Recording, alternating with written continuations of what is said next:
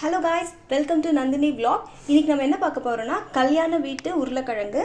இங்கே உருளைக்கிழங்கு இருக்குது. தேவையான பொருள் பார்த்திங்கன்னா தக்காளி, வெங்காயம், கருவேப்பிலை, கொத்தமல்லி, பச்சை மிளகா. எண்ணெயை ஊற்றிட்டோம். இப்போ நம்ம நெக்ஸ்ட் என்ன பண்ண போகிறோன்னா கொஞ்சம் எண்ணெய் சுட்டதுக்கப்புறம் கடுகு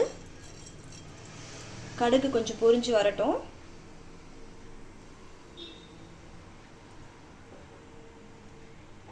நெக்ஸ்ட்டு சீரகம் போடணும்.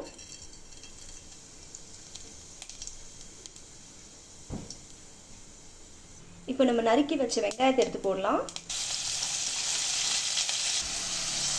வெங்காயம் நல்லா கொஞ்சம் வதங்கிறதுக்கு நம்ம கல்லுப்பு கொஞ்சம் ஆட் பண்ணிக்கலாம். டேஸ்ட்டும் நல்லா வரும். கல்லுப்பு இப்போ கொஞ்சம் நல்லா வதக்குவோம்.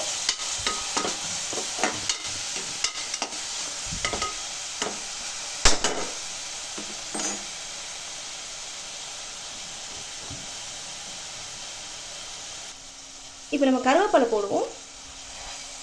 கருவேப்பிலை அண்ட் கொஞ்சம் இந்த பச்சை மிளகாய் இருக்குது, கட் பண்ணி வச்சுருக்கேன், அதையும் அப்படியே போட்டுடலாம். கொஞ்சம் டைம் கொடுப்போம், நல்லா கொஞ்சம் செவக்கிற வரைக்கும். வெங்காயம் கொஞ்சம் நல்லா வதக்குனதுக்கப்புறம் நம்ம இஞ்சி பூண்டு பேஸ்ட் மாதிரி இஞ்சி பூண்டு போடலாம். வதக்குனதுக்கப்புறம் போட்டால் தான் கொஞ்சம் இஞ்சி பூண்டு பேஸ்ட்லாம் ஒட்டாது இந்த பாத்திரத்தில். இப்போ ஓரளவு நல்லா வதங்கிடுச்சு. ஸோ இந்த டைமில் நம்ம இந்த பேஸ்ட் எடுத்து அப்படி போடலாம், இஞ்சி பூண்டு பேஸ்ட். இப்போ அதோடு சேர்த்து இதை நல்லா வதக்குவோம். இப்போ நம்ம நெக்ஸ்ட்டு தக்காளி போட்டுக்கலாம்.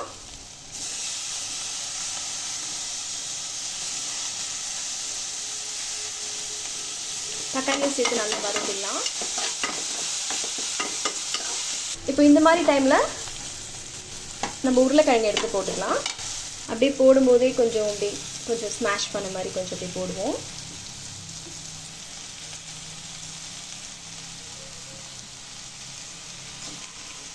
இப்போ இந்த உருளைக்கிழங்கை போட்டாச்சு. நெக்ஸ்ட் கொஞ்சம் பார்த்தீங்கன்னா மிளகாத்தூள் போடுவோம். நான் இவ்வளோ போடுறேன். இந்த மிளகாத்தூளுக்கு காரத்துக்கு ஏற்ற மாதிரி. இது பார்த்திங்கன்னா மல்லித்தூள், இதுவும் கொஞ்சம் போடுறேன். சும்மா லைட்டாக மஞ்சள் தூள் போடுறேன், சும்மா லைட்டாக. நம்ம முன்னாடியே உப்பு போட்டதுனால கரெக்டாக இருக்குது. உங்களுக்கு தேவைப்பட்டதுன்னா இந்த ஸ்டேஜில் போட்டுக்கோங்க.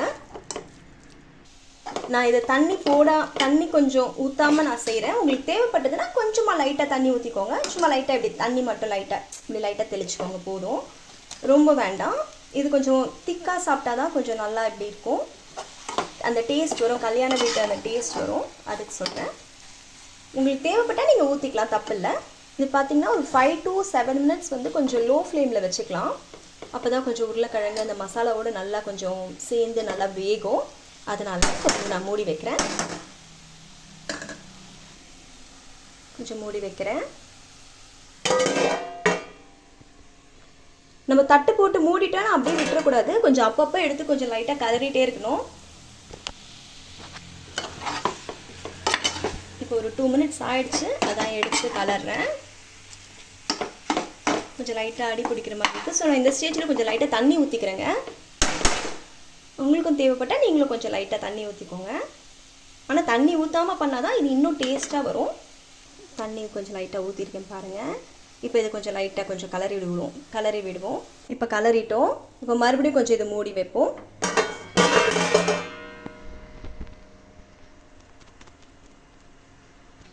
இப்போ கொஞ்சம் வெந்துடுச்சுங்க. இப்போ நம்ம நெக்ஸ்ட் என்ன பண்ண போகிறோம்னா கட் பண்ணி வச்சிருந்த கருவேப்பிலையை நம்ம இப்படி மேலே இப்படி தூவுறோம். தூவிட்டு கொஞ்ச நேரம் தட்டு போட்டு இப்படி மூடிடலாம் மறுபடியும். அப்போ தான் அந்த கருவேப்பிலை ஸ்மெல்லெல்லாம் கொஞ்சம் அப்படியே அதுக்குள்ளேயே இருக்கும். இப்போ இது நல்லா வெந்துடுச்சு. அவ்வளோதான், பாருங்கள், நல்லா சுவையான கல்யாண ஸ்டைல் உருளைக்கிழங்கு ரெடி ஆகிடுச்சு. நல்லா வாசனையாகவும் இருக்குது.